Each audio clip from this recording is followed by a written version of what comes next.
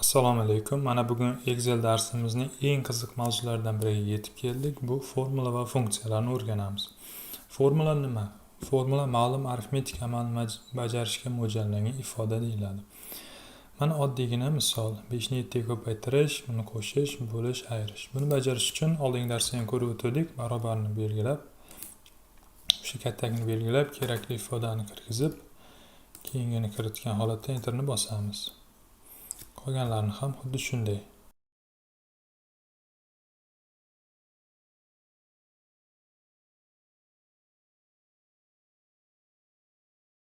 Shu orqali formuladan hisoblashimiz mumkin. Formula juda oson bo'lishi mumkin. Buning murakkabroq shakli esa funksiya deyiladi. Funksiya ma'lum vazifaga ega bo'lgan formulalar jamlanmasi. Excel dasturida mavjud funksiyalar ko'rishingiz mumkin. Moliyaviy, kun vaqt, matematik, statika, havola massiv, quyidagi turlar mavjud. Funksiyalarni qanday topishimiz mumkin? Funksiyani topishning ikkita usulini o'rgataman. Birinchisi, mana bu yerda bir ikkita funksiyalarni ko'rsatib o'tgan, shuni bosgan holatda drugiy funksiyadan kirishimiz mumkin. Yana bir usuli eng qulayi, mana bu yerda state funksiya bor. Shu yerdan kirib, mana bu ro'yxatdagi ruscha nomlarni ko'rib o'tishingiz mumkin. Shu yerdan o'zimizga kerakli bo'lgan funksiyani topib olishimiz mumkin. Mana har bir soha uchun alohida bor, ehtiyojdan kelib chiqib ishlatishimiz mumkin. Hozir biz bir nechta funksiyalarni ko'rib o'tamiz, ishlatish qanday bo'lishini. Demak, birinchi funksiyalar kategoriyamizga matematik funksiyalar kiradi. Bular qanday amal bajaradi? Mana birinchi funksiyamiz arabskiy degan, ya'ni hozir bir misol bilan ko'rsataman. Demak, buning uchun state funksiyaga kiramiz. Demak, bizga matematik kerak, to'g'ri. Mana arabskiy deyapti. Rim sonlarini arab sonlariga almashtirib beradi deyapti. Belgilaymiz qaysi kerakligini. Demak, bizga mana bu katak kerak. Belgiladik. Mana. Demak, mana rimcha sonni arabcha raqamga almashtirib beryapti. Ketizamiz mana. Bu bilan funksiya ishi bajarildi. Ko'rib o'tishingiz mumkin, arabskiy qavs ichida F5 katak. Qolganlarini ham xuddi shunday qilib ko'ramiz. Ko'ring, bu ildizdan chiqarishi. State'ga bosamiz, kerakli funksiyani topamiz. Mana ko'ring, belgilaymiz. Mana buni bossak, belgilash imkoniyatini beradi. Belgiladik. Okeyni bosamiz.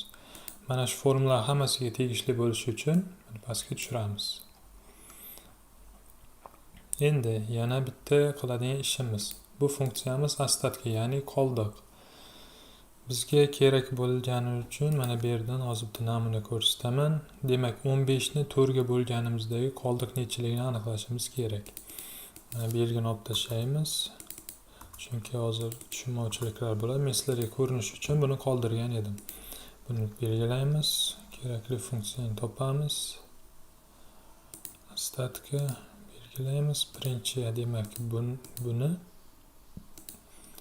bo'lish kerak. Bunga ikkitani belgiladik. Mana 15 4 ga bo'lganimizda qoldiq 3 ekan.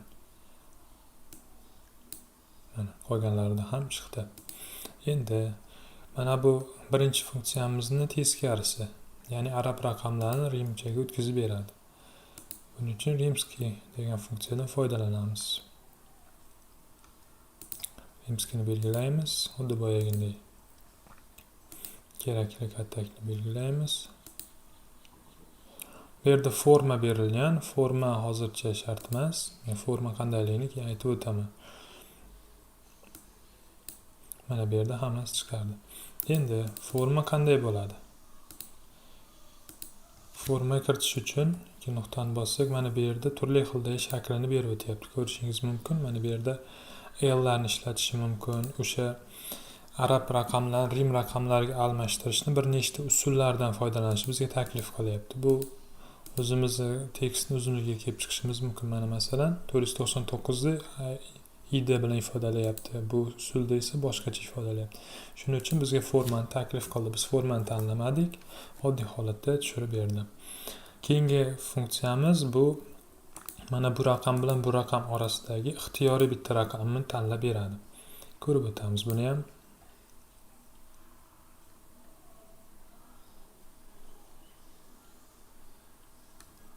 случайный между. Buni tanlaymiz, demak bu katak bilan mana bu katak orasidagi ixtiyoriy sonni tanlab ber. Mana orasida 61 ni tanlab berdi. Mana ixtiyoriy. Bu qur'a tashlashga o'xshash ishlarda bu funksiyadan foydalanishingiz mumkin. Keyingisi daraja. Demak 2 ning 4-darajasi nechiligini hozir biz hisoblatamiz Excelga. Stephen degan funksiyani topamiz. Stephen belgilaylik. Demak 2 ning belgilaymiz 4-darajasi. Ana 16 chiqaryapti. Qolganlar uchun ham chiqarib berdi. Ko'rishingiz mumkin. Endi summa degani bu eng oson, uni topishning oson yo'li mana bu yerda bor. Summa aytyapti o'zi, bu ikkalasini yig'indisimi deyapti. Enterni bossak bo'ldi. Demak, ko'rishingiz mumkin. Mana formulaga kirsak, ko'k hudud bilan beryapti, K15 bilan L15 orasidagi. Bu yana ham uzun bo'lishi mumkin. Bizga yetarlicha misol bo'lish uchun shuni ko'rsatdim. Va faktorial degan tushuncha mavjud. Faktorialni matematika o'qigan bo'lsangiz yaxshi bilasiz. Faktorial qiyin hisob-kitoblardan hisoblanadi. Har doim ham kerak bo'lmaydi, lekin o'ylaymanki qiziq hisob-kitobni amalga oshirib beradi bizga. Mana ko'rishingiz mumkin. 5 ni faktoriali degani bu quyidagicha yoziladi. Demak 5 dan keyin undoq qo'yiladi barobar 1 ko'paygan 2 ko'paygan 3 ko'paygan 4 ko'paygan 5 barobar 120. Bu degani raqam, mana shu raqam beriladi. Raqamdan keyin undoq bormi, demak faktorialni top degani. Faktorial o'sha raqamgacha bo'lgan sonlarni ko'paytmasi bo'ladi. Masalan 3 ni faktoriali 3 ni 1 ga 2 ga 3 ga ko'paytirib chiqdi. 6 ham faktoriali shunday. Bu biroz qiyin funksiya, o'shaning uchun ham buni ko'rib o'tdik.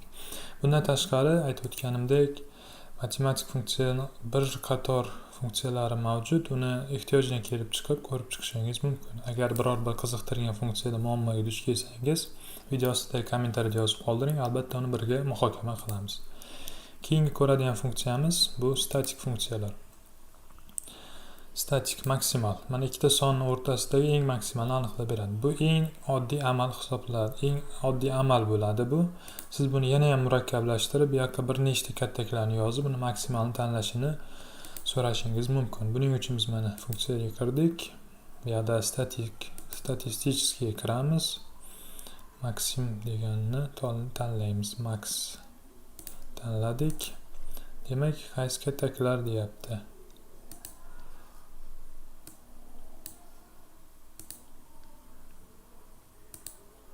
Mana eng kattasi shu.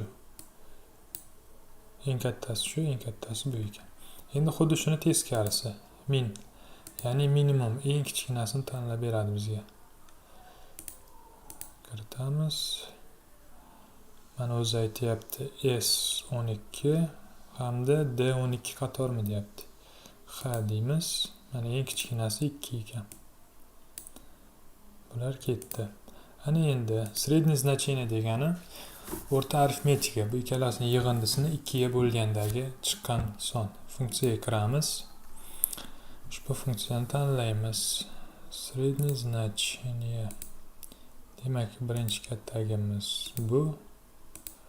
Ikkinchi kattagimiz bu.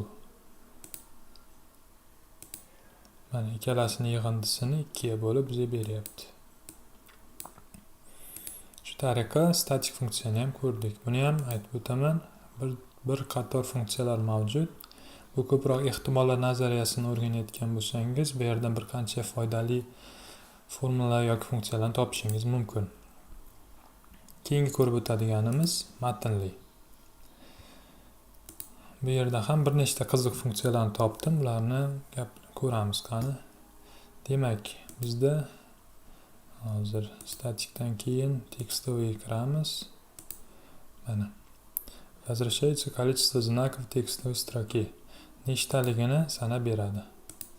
Hozir ko'ramiz. 5 C5 ekan. Mana.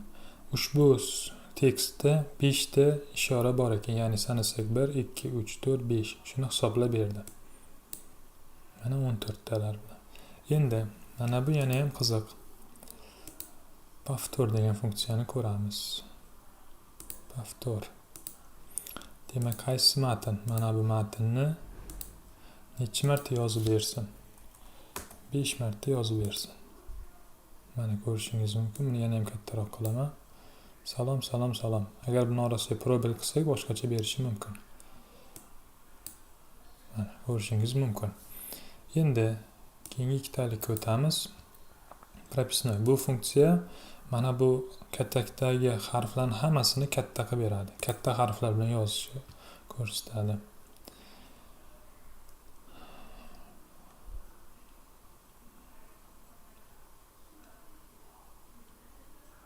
Propisnoy mana topdim.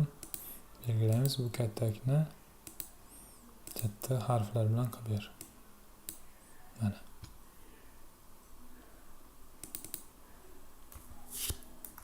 Mana to'g'irlasak, bu ham to'g'irlanadi. Endi yana bitta qiziq funksiyamiz совпадение, o'zaro mosligini aytib beradi. Hozir ko'rsataman. Mana bu kattakda ko'rishingiz mumkin. Yaxshi qattiq x bilan bu yerda yumshoq x bilan yozilgan. Agar ikkalasi bir-biriga mos tushsa, hozir misolda ko'rsatay buni. Совпадение, совпад. Demak, birinchi matnimiz mana bu. Ikkinchi matnimiz mana bu. Javob lo'sh. Demak, yolg'on deyapti.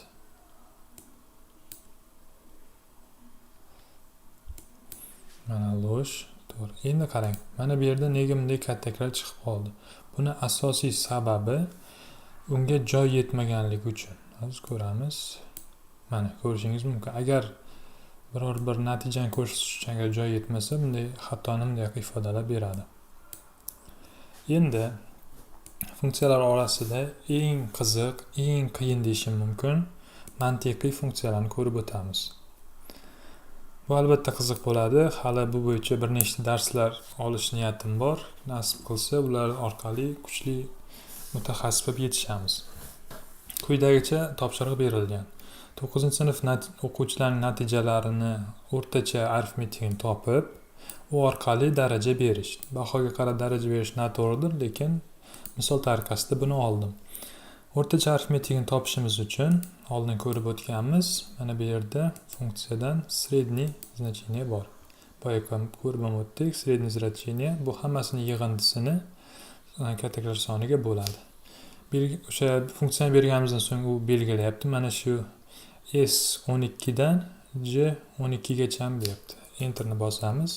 Mana ko'rishingiz mumkin. Demak, buni mana shu formulani hammasiga biriktiramiz, berildi. Endi darajani belgilash uchun если funksiyadan foydalanamiz. Если degani agar. Bu yerda mantiqiga kiramiz. Mana если mana bu yerdan ko'rsatishimiz mumkin. Demak, bizga mana funksiya, bu funksiyamiz katta bo'lsa yoki teng bo'lsin 5 ga, shunday bo'lsa, xo'sh, a'lochi, agar unday bo'lmasa, yaxshi.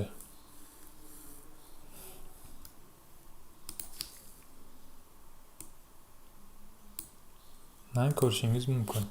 Bu yerda nima qildik? Mana bu yerdan ko'rsatib o'taman. Mana bu kattagimizning nomi H13.